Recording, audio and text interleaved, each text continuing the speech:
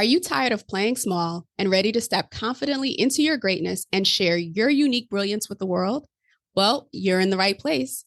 I'm your host, Sabine Gideon, and I've dedicated nearly 2 decades to empowering individuals and leaders as they confidently navigate the twists and turns of life and career transitions. If you're seeking direction, connection, or just a little push to play bigger, consider this podcast your VIP pass to a community that genuinely understands your journey. Join me every week for candid conversations and practical guidance designed to help you navigate the challenges of life and business, foster a growth mindset, and cultivate meaningful connections. It's time to embrace your inherent power, define your unique purpose, and prosper in every aspect of your life. Let's get started.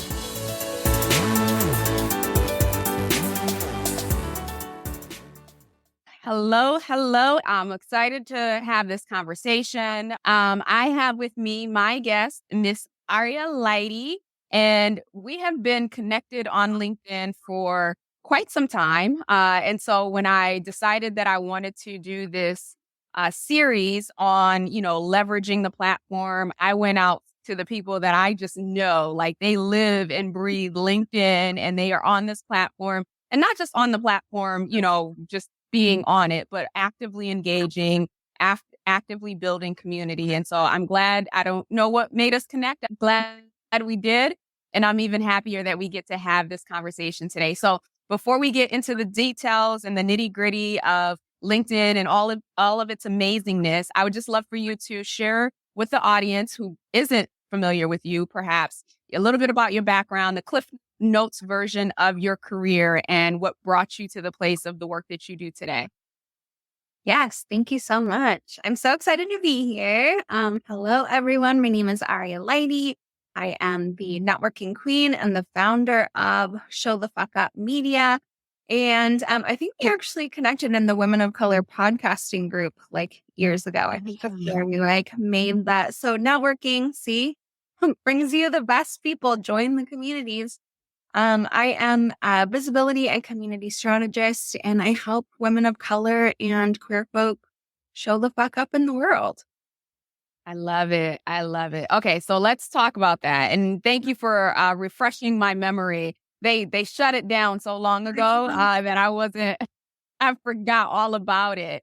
So tell us about the work that you do today. Like, what is Show the Fuck Up Media, and how are you supporting other women of color in doing just that?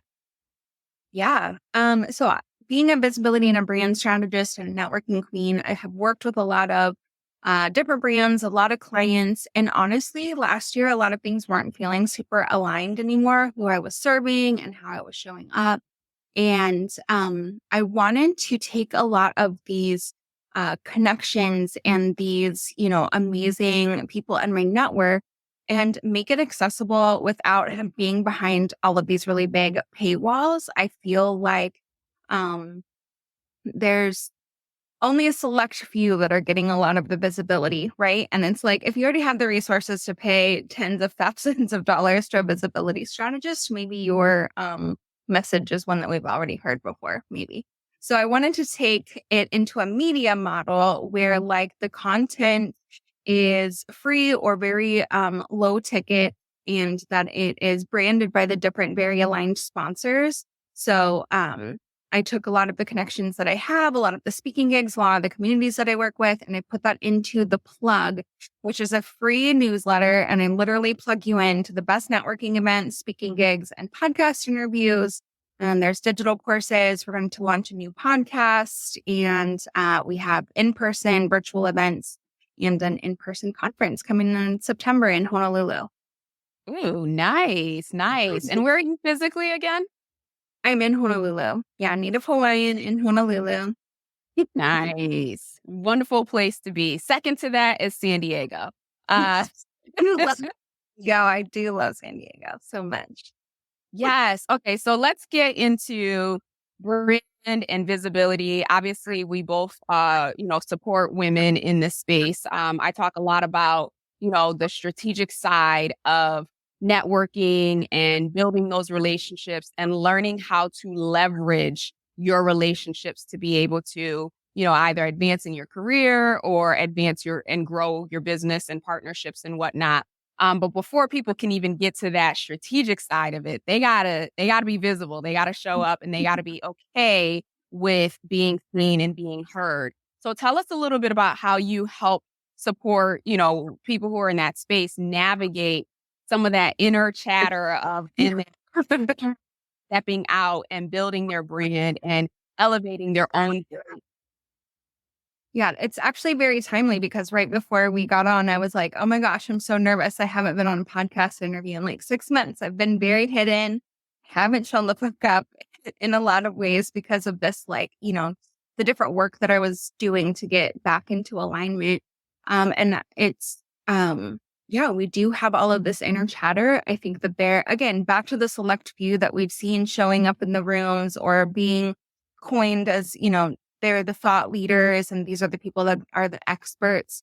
It's often people that don't move through the world like us, speak like us, show up like us. So I think that even if we are okay with being visible, we still bring a little bit of this energy of like how we think we're supposed to show up, how we are allowed to go into the room, how much of our authenticity we're allowed to like turn up, and especially depending on which room. Like, is that a little too spicy to talk about? Am I okay to wear like my big hoop earrings and am I okay to show up in my Hawaiianness? So yeah, it's really getting back to remember that anything that you're telling yourself, like the reasons you can't show up, the things that you think are holding you back, the things that make you feel like maybe an outcast in the rooms or, a rebel on the podcast mic. Those are all of the reasons why you need to be showing up. That's all of the reasons why we need to be taking up more space and in 100% authenticity so that we are, really making sure that we're inspiring other people that do look like us, speak like us, move like us, like, oh, okay, success and visibility is possible. Yeah. So a couple of things, thoughts that come to mind. So when I talk about networking and my framework, I have people do what I call the value assessment, right? And so the point of the value assessment, so not typical values, right, that we, identify with, but your value assessment in terms of your strengths, your skills, your knowledge, and even your opportunities. And I Yeah. have people do that because I know, having, been through this process and having walked clients through it, the minute that you start to tell yourself, I don't have anything to offer, or I don't have anything to say, or whatever, you will self-sabotage and you'll talk yourself out of it. So the point in doing the value assessment ahead of time is so that you can build some of that inner confidence within Yeah. yourself to see what you are bringing to the table. And then also acknowledging where the gaps are, but not as a stumbling block, but more so for you to reach out to people who can help fill that gap and be confident in saying, this is a gap that I have. I see that this is a strength of yours. Would love to partner with you. So when it comes to the work that you do, again, breaking through some of that inner chatter, when we hear the word branding, we know your brand is basically what people say about you when you're not in the room. It's like what you stand for. Well, how do you help people really peel back the onion to get to the core of this is who I am? Yeah. I love that because that's exactly what I talk about too. It's like, why are we talking about all these aesthetics? Your brand is how people are feeling about you once you just left that room, right? So even if they're not talking about you, they're thinking something in their head. When they see you walk into the next event, they're like, either like, or like, oh God, like beeline, beeline away. And I mean, as long as you're showing up in your authenticity, I mean, both of those are valuable interactions depending on, how you're rubbing people. But yeah, we really tap into magic, mission, and message. And that's another thing is like getting into that real visual of like how you want to show up. Because I think that a lot of people, they're not intentional. And that's the thing that I talk about is intentional networking. How do you want people to feel with your interaction?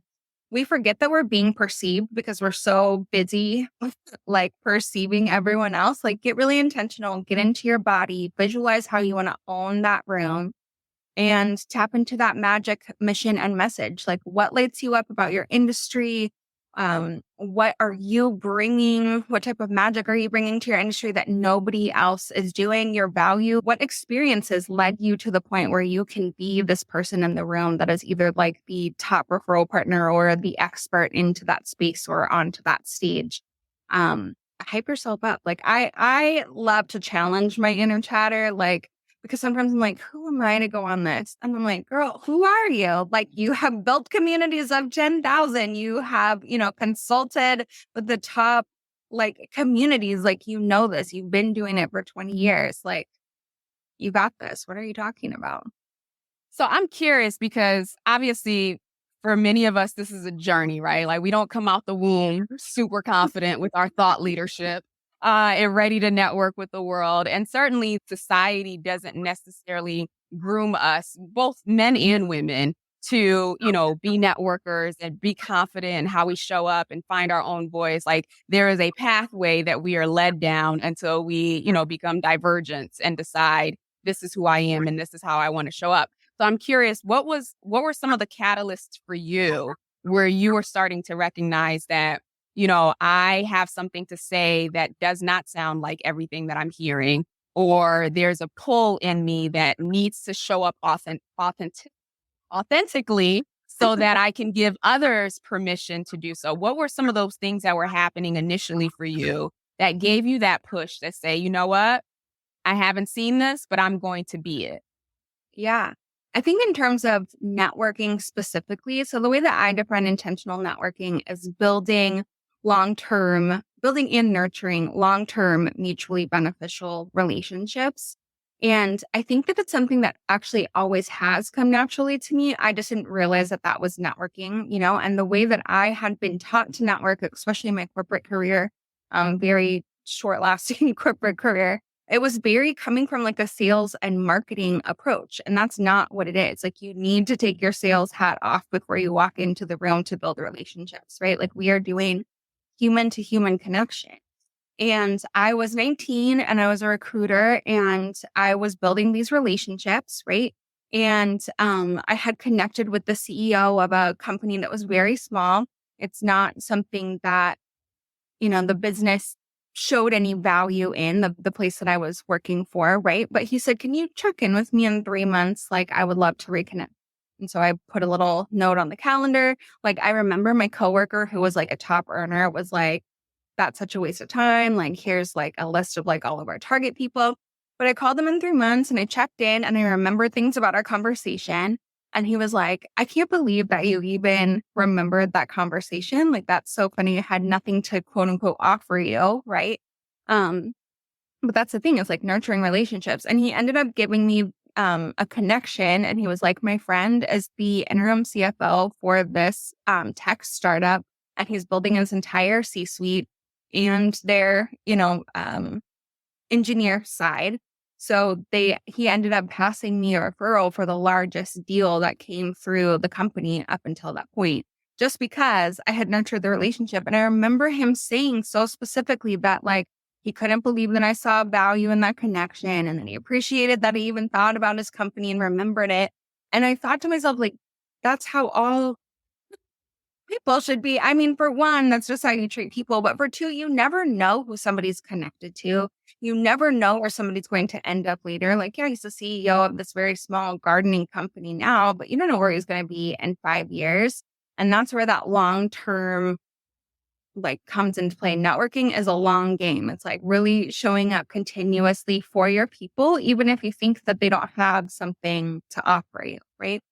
Yeah. Yeah. And I love that we share the same philosophy around networking being more so on the relationship building side than it is on the like quick exchange of contact information.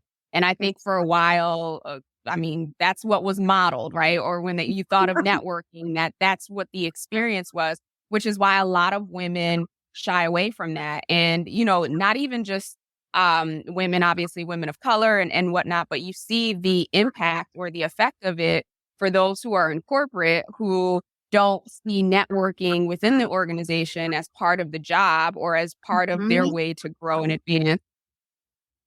And then certainly from a business perspective, I don't know how anyone can be in business and not be networking or building relationships, right? I guess everybody in business can be networking, but really building these genuine relationships is key. So one of the things that you said earlier that I want to dig into is around that taking your sales hat off. Let's talk a little bit about, I guess, do's and don'ts on LinkedIn, like what helps people be effective, where they can build a strong community of supporters as we have versus individuals who just don't. So talk to me a little bit about some of your experiences on LinkedIn as far as like things that you've seen other people do well and or things that you've seen where you're kind of like, I would never coach one of my clients to do this. Yeah. It's funny. Now I'm a top LinkedIn fan. I used to be like a top LinkedIn hater. Like I had this idea that it was all dude bros making those like sales pitches, that it was very like salesy energy, very corporate. And I literally said so many times, my people are not there, like disruptors, women of color, leaders, like they're not over there. So I'm like not even going to be on that platform. But now I'm obsessed with it and I love it. And I have found so many people. I've only really been super active on LinkedIn for probably like 3 or 4 months. And it has just been like this gold mine of referrals and everything like that. But yeah, there is a lot, like you were calling before we started, the pitch slapping in the DMs. And any social media, I think what we forget is social, right? Like we're supposed to be social on social media. So when I enter any room, I look at it as a networking opportunity, which is again, building relationships, right? So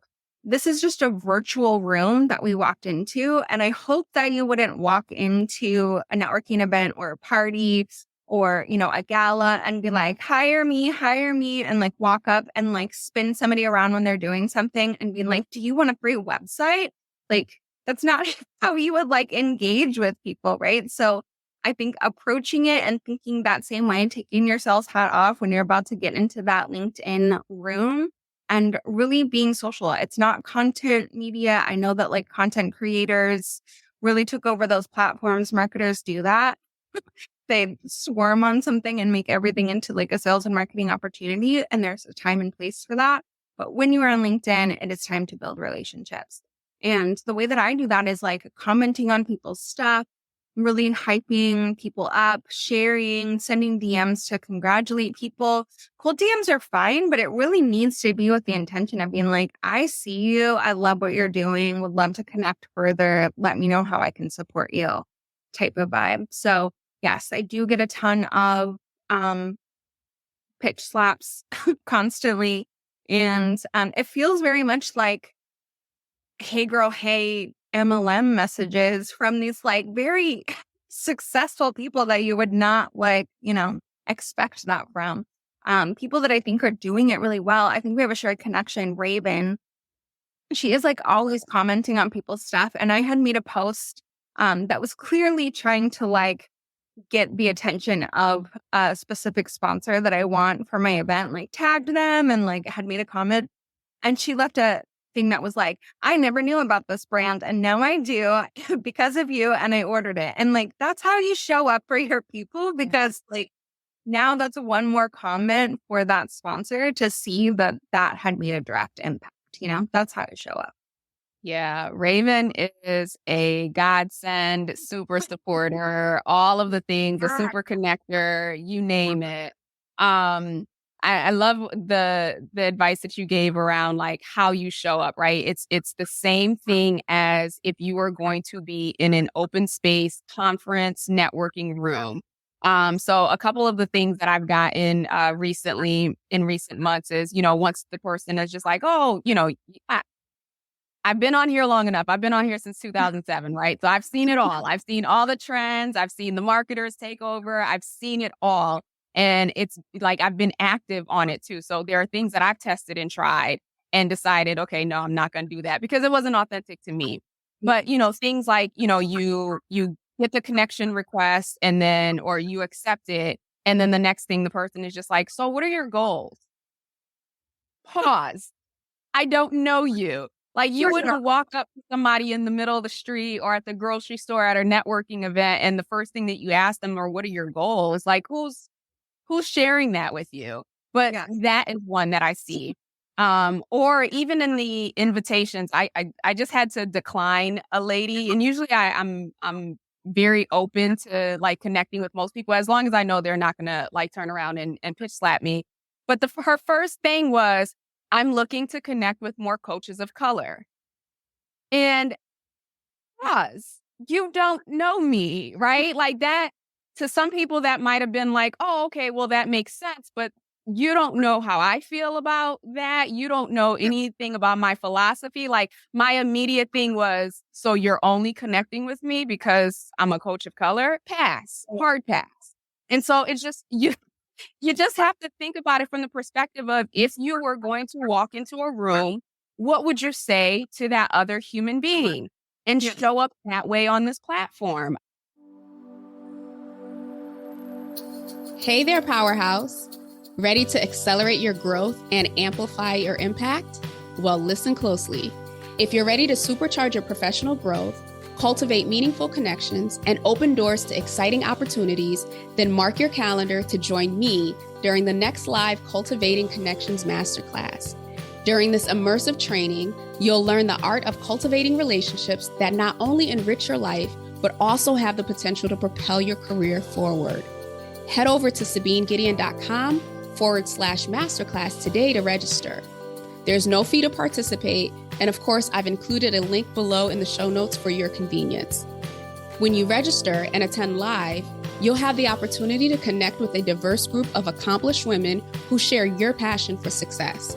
You'll also learn how to elevate your personal brand and become a standout presence in your professional circles, as well as learning the strategies that leverage the strength of a well-nurtured network to help you meet your goals. Don't miss out and register today. Trust me, your future self will thank you. Use the link in the show notes to reserve your seat, and I'll see you inside.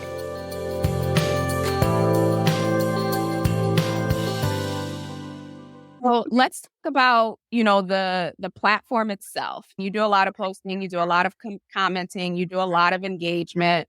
How is that? How does that align with your business strategy, or is it not even part of your business strategy? Is it just what you're doing as part of building your own professional network? Yeah. Well, I would say that networking is my top visibility strategy. It always has been. It will outlive every, you know, cool trend or like, fancy lead magnet that's out there. But I am really on there specifically. I actually have not been posting as much as I want to. And like, I have these thoughts and I'm like, oh my gosh, this would be such a good LinkedIn post. And then I like go to do it and it never happens. But I use it to go see, truly the intention of it is to see what my people are up to. What are they celebrating? What are they engaging in? Because that's going to be really good information for me to know how to show up. My strategy in networking is knowing how to show up for my people. So if I see something, then I'm like, oh my gosh, you have to be on Femme-Led News with Raven, or oh my gosh, you have to be, on this podcast or on this LinkedIn, then I'm going to like connect the people. But I can't do that unless I'm like peeking into their world and knowing like what they're the expert in, what they're struggling with, what they're trying to do. There's people out looking for jobs and clients. And I'm like, I know the exact person that I need to like tag in this post for you, and that is the strategy. Show up generously and people will come back tenfold. Absolutely. It's so funny to hear you say that you have not been posting as often. Because I kid you not, there's not a day that I am on here on my feed that like, and maybe it's just because you're liking or you're commenting, but like you are on my feed every single day, multiple times a day. And that's the beauty of LinkedIn that is not on any other platform, is that you have seen my name and you have seen what I'm about. And like, whenever I'm doing anything, whenever I'm like thinking about showing up intentionally, it's how do I want to be remembered? How do I want to make people feel? And the way that I want to be remembered is being a master connector, like the biggest hype girl, the biggest supporter. So the way that I'm showcasing that to you on LinkedIn is like, I'm always seeing Aria's name. She is always hyping somebody up. She's always commenting.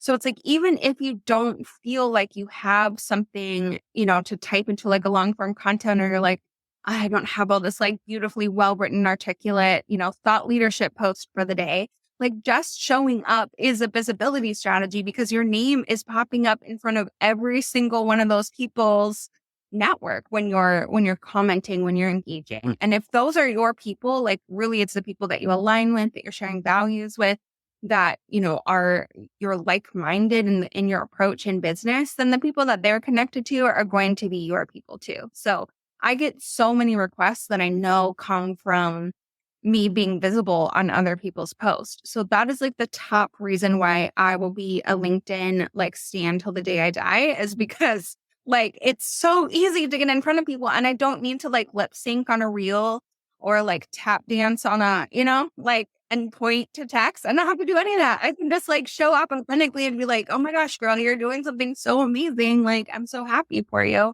And then boom, I'm like, seen in front of all these people. Absolutely. And that brings up two important points is that, there is a lot when it comes to branding and visibility and putting yourself out there. People are like, oh my gosh, I don't want to write a newsletter. I don't want to do all this other stuff. And that is fine. And to your point, this is the one platform that you don't have to create your own original content and still gain visibility and credibility in terms of what what it is that you're about. And then the second piece is, the algorithm, the more you like or engage with certain types of content, the algorithm knows that. And so it will purposely start to not only show you to people who are in that same space, but when you do post, then you're being put in front of people who have that same level of interest. So, I know some of you who are watching this and of course who are listening on the podcast, you're not looking to leverage this as a business strategy. But I think regardless of where you sit, whether it's entrepreneurial or in the corporate space, right? Like you have something to say. You have skills, you have experience that you've amassed throughout your career. And while we might, especially us as women, we'll be like, oh, well, everybody knows that, right? I went through that phase when I was thinking about networking. I was just like, well, everybody knows that. No, they don't. They No, they don't. don't. And it's clear every single time I go to a networking event, like I'm always like, this is common knowledge. Like there's nothing else I can share that like people don't understand, But then I go and I'm like, oh, okay.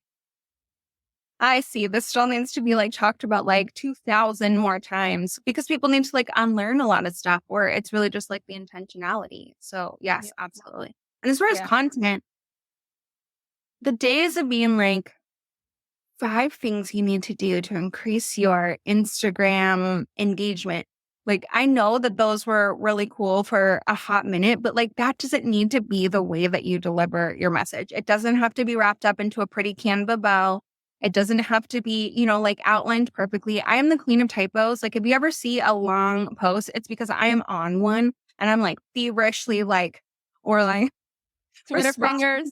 Yes. And so, there's extra commas and there might be like, and it doesn't matter because people understand it's from my real voice, how I would talk if I got really excited in a room with you, right?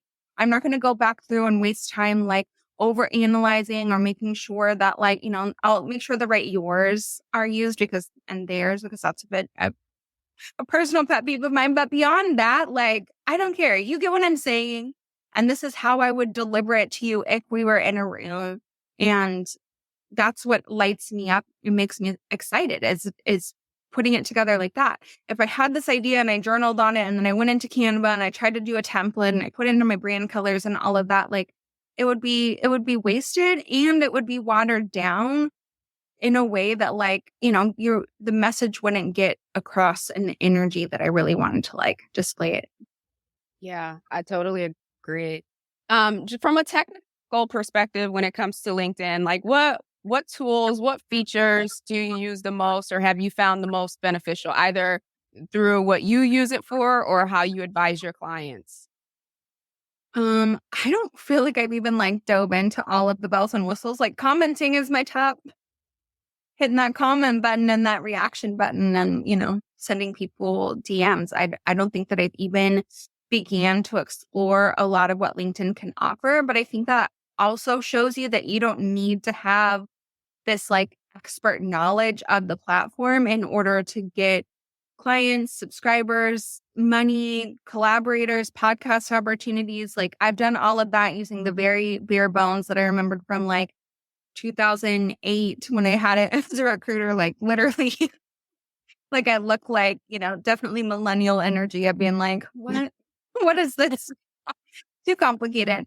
But I mean, let that be a message to people that feel like you have to know all of like the coolest tricks. And they are coming out with really rad things that I think LinkedIn experts could definitely, walk you through. But don't wait until you know all of that in order to like start showing up on this platform.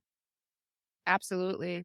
And how much, if you had to like put a percentage around how much time you spend networking on the platform versus in person, whether it's things that you're creating or things that you're going to, what does that mix look like for you? Well, now that the world has opened back up, I'm like back out there as much as I can be. So I would say that I'm 80% in person engaging and then 20% online. And that 20% is split up on LinkedIn, Instagram, and then really taking advantage of the communities that I am a part of. I think that people really, they join networking groups that have this like gold mine of like connection where you can connect with people, that you don't have to go to their Zooms. You can go into their circle or your Facebook group or whatever it is. And you guys are missing out on like so many opportunities to really like build a know, like, and trust factor and like nurture those relationships in that way. So that's another thing I do is like add to my calendar to make sure that once a week, at least I'm going in and I'm checking again, seeing what other people are up to, commenting, hyping them up on their stuff. Because then when it comes time for me to make an ask, they're like, oh, I remember Aria. Like she's been, commenting on the stuff. She's been showing up. She's been making the connections. It's not just like, oh, I only pop in here when I'm looking for you to buy my product. Yeah, I totally agree with that. If I think about my my mix, I'm starting. I was very, very heavy on the external until, we all weren't. And then I think I just got a little too comfortable behind the screen. And so now I'm like stepping out. But, the way that I leverage, regardless of whether I'm out and about networking or I'm on the platform, everything has to like, there has to be a in-person component to it, right? So if I meet and connect or when I meet and connect with people on LinkedIn, at some point I'm asking whether it's for a virtual coffee or they're local, then an in-person coffee, right? Because you can't build a relationship maybe you could. I have not been successful in doing that. But you build the relationship when you get to engage with the person. But even when I'm out and about and I meet people, the first thing I'm doing is saying, oh, let's connect on LinkedIn because that's another connection point.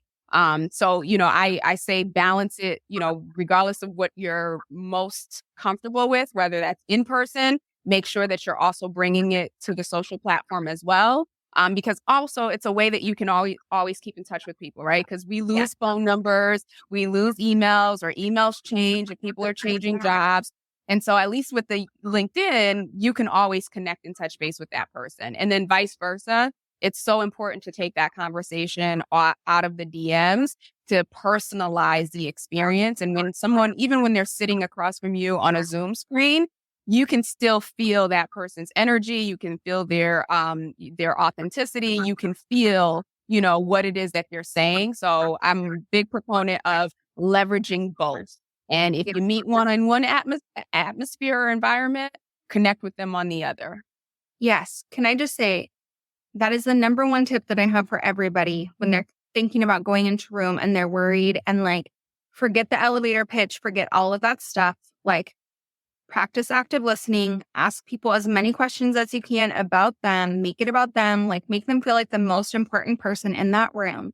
And then do not leave that conversation without some sort of like Instagram, LinkedIn, whatever your thing is, email, and have a reason why you're going to connect with them further. Like if you're showing value, be like, send me an email right now so that I don't forget to connect you with that podcast host that I mentioned or anything like that. Because then once they're in your virtual world and you've like built that relationship, now you can nurture it over here.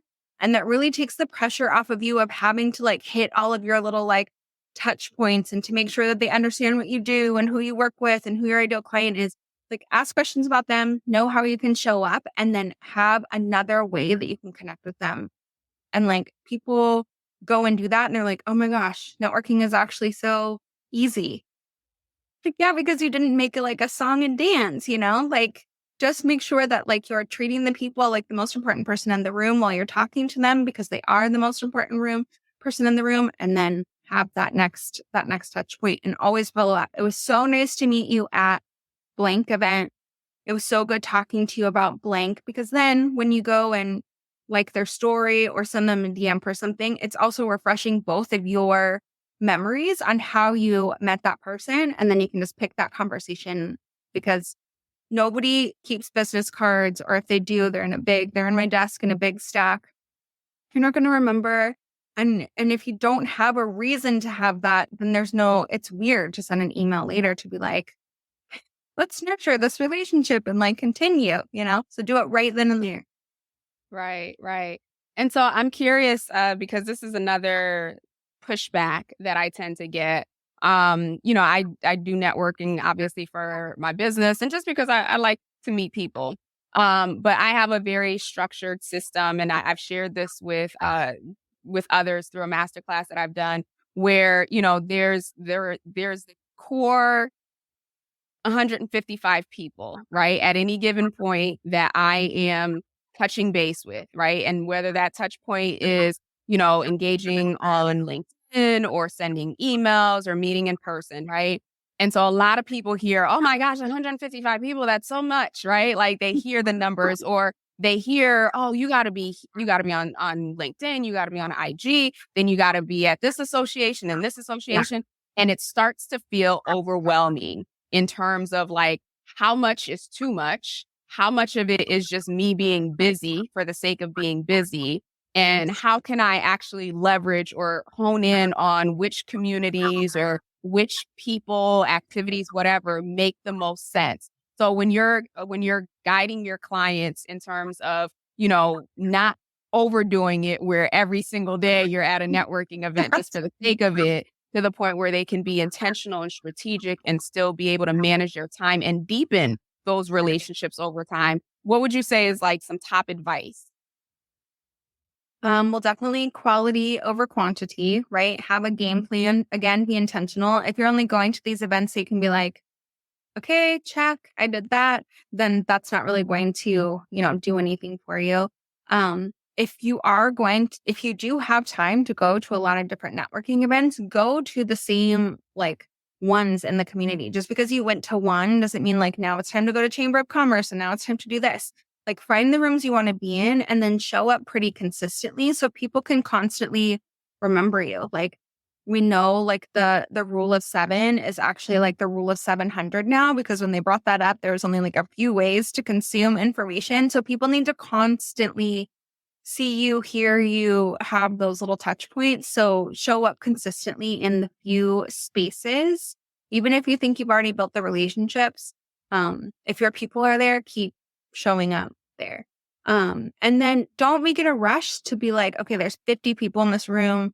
I need to get 40 of my business cards into people's hands. Like if you can walk away with like 2 or 3 super solid, I had a conversation with that person, I know how to show up, I know what the next follow up is going to be, I exchanged information, like that is a win. And you can, a lot of events, you can see the guest list ahead of time. You can understand who's going to be going there. So you can think, okay, I need to meet with these 3 people and need to get in front of them. And then the rest are just, like a bonus. But these are the people that I know that I want them to remember me after this event is over. Yeah, that's really important for conferences, especially now. Like most conferences have an app, so you can start connecting with people beforehand. I remember back years ago in my corporate days, I had a manager, shout out to Sharon Malone. She's on this platform as well.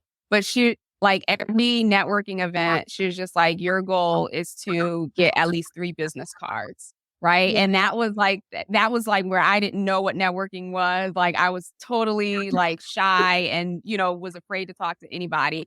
And that was the thing that like, oh, okay, just 3 business cards. I can do that. I can strike up conversation with 3 people in this room and engage with them and get their business cards. Of course, there was follow up and all that other stuff afterwards. But to your point, my goal is never like, how many business cards can I exchange or how many, LinkedIn new connections can I get? It's 3. Let's meet with 3 people. Let's connect with 3 people.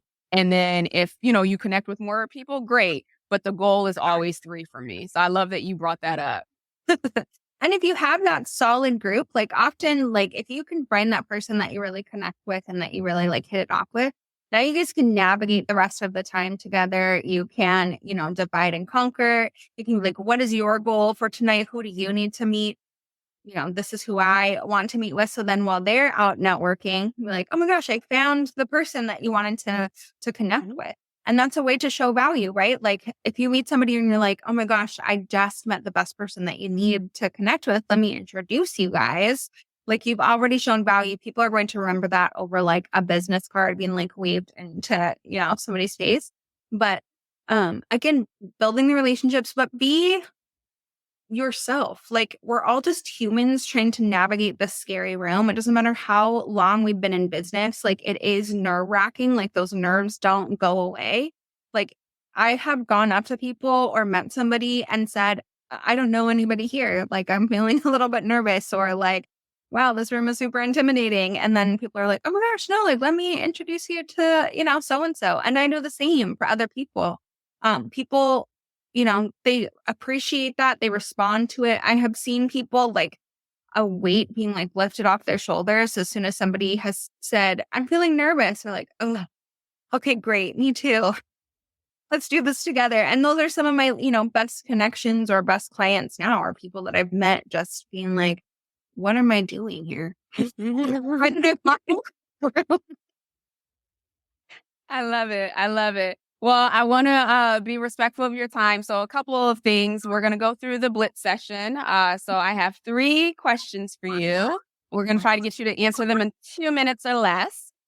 So first one up, knowing what you know now, given everything you've experienced, the work that you do, if you could go back to a younger version of yourself and give her a key piece of advice, what might that be? Gosh, so much. I think you can't please everyone. And like, I think that we hear that all the time and not for everyone, but like really, like I would shake her and be like, you're not going to please everybody. Like, especially with brick and mortars and like having a membership group that grew to 10,000 women. People have so many ideas and so many things to tell you and so many ways that they would run your business or, all like you should do this class and you should have your meetups at this time instead. You can't please everyone. Do, of course, like having some feedback is great, but do what you know is best for the people that you're serving. Nice, nice. And then looking ahead, right? Based on the work that you're doing now, based on the work that and the impact that you desire to make.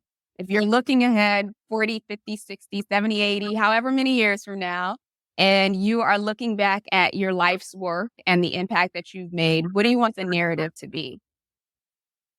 That I was a catalyst in helping people show the fuck up. Like that I know that there are people out there. Like when I see my people on podcasts, when I see my people writing books, when I see them doing that thing that I know that they're scared of, like that is what lights me up. And I want to look back at all of those people and know that I didn't hide my gifts or, shy away from doing what I know that I'm meant to be doing. Because I helped all of these people whose voices may not have ever been heard or would have taken way too long to be heard. I love that. And then I'm a big reader. My audience is as well. I have this term. Well, it's not mine, but I heard it and I keep repeating it. Leaders are readers. And so I'm curious, are there any books or a book that has been pivotal for you in your development, either personally or professionally? I have really enjoyed recently Why She Buys. It's all about like the background and the psychology of marketing and sales for the femme brain. And how we're wired and how we make our buying decisions. And it also has a lot of history about just the male-dominated industry that is advertising and sales and how they got so many things wrong because they never listened to a woman's point of view in the boardroom. So it's very interesting. I love it. Ooh, We'll definitely add that to the show notes for those who are listening in on the podcast. And then lastly, for those who want to get in touch with you or they want to connect with you and what you have going on, what's the best way to connect and partner with you? Well, please immediately add me on LinkedIn. I hope I have so many requests as soon as this is over. I'm also on Instagram at Aria Lady. And please join the plug. This is for the girls, the gays, and the theys. Like, if you want to be on more stages, if you want more podcast interviews, if you want to know what rooms to go in rooms that have been carefully curated by me that are safe, they're inclusive, they're anti-racist, you can show up as your full self. It's free. It is delivered to your inbox and it is so valuable. You can go to arialady.com/theplug and you'll get plugged right in. Awesome. We'll definitely include that in the show notes as well. As you can tell, we are very passionate about this. We live this. And so if you have questions or if you just need a push, please don't be afraid to reach out to either one of us. Because I'm sure we've made all the mistakes, as well as having some of the, best practices that we've shared today. So with that, have a wonderful rest of the day. Take care. Hope you enjoyed this week's episode. If you found today's conversation helpful or got a piece of insight that you plan to implement in your life, I'd love to hear from you. Connect with me on LinkedIn at Sabine Gideon and send me a message, or feel free to leave a review on either Apple or Spotify. I also invite you to share this episode with anyone in your network, another powerhouse possibly, who you think might benefit from today's conversation. Lastly, as always, any links, any resources, or any upcoming training is included in the show notes, so be sure to check that before you leave today. Until we chat again, have a blessed and powerful week.